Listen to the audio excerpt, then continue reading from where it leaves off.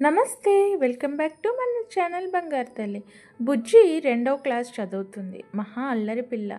తను ఏ పని చేసినా వాళ్ళ అమ్మని చాక్లెట్స్ అడుగుతుంది. స్కూల్కి వెళ్ళాలన్నా చాక్లెట్సే, హోంవర్క్ చేయాలన్నా చాక్లెట్సే. ఇలా చాక్లెట్స్ అడగడంతో వాళ్ళ అమ్మ చాలా విసిగిపోయింది. చివరికి అన్నం తినాలన్నా చాక్లెట్స్ అడిగేది. ఎంత చెప్పినా అస్సలు వినిపించుకోవడం లేదు. ఈ అలవాటును ఎలా మాన్పించాలిరా దేవుడా అనుకుంటూ ఉండేది బుజ్జి వాళ్ళ అమ్మ.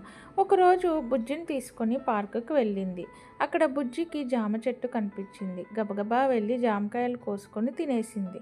అలా కొంచెం దూరం వెళ్ళంగానే అందమైన గులాబీలు కనిపించాయి. వాటిని కోసి తెచ్చుకుంది బుజ్జి. అప్పుడు వాళ్ళ అమ్మ అడిగింది, బుజ్జి, నువ్వు జామ పళ్ళు గులాబీలు కోసుకున్నావు కదా, తిరిగి వాటికి ఏమి ఇచ్చావు అని అడిగింది.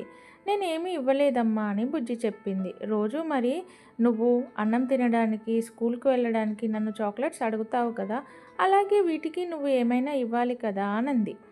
జామ చెట్టు, గులాబీలు వాటి ధర్మాన్ని అవి నిర్వర్తించాయి. అలాగే నువ్వు కూడా స్కూల్కి వెళ్ళడం, చదువుకోవడం, అన్నం తినడం అనేది నీ సహజ లక్షణం. వాటికి కూడా నువ్వు చాక్లెట్లు ఎందుకు అడుగుతావు అని అడిగింది బుజ్జి వల్ల. అప్పుడు బుజ్జి, నన్ను క్షమించమ్మా, ఇంకెప్పుడు చాక్లెట్స్ అడగను, నేను బాగా చదువుకుంటాను అని చెప్పింది. కథ నచ్చితే లైక్ చేయండి.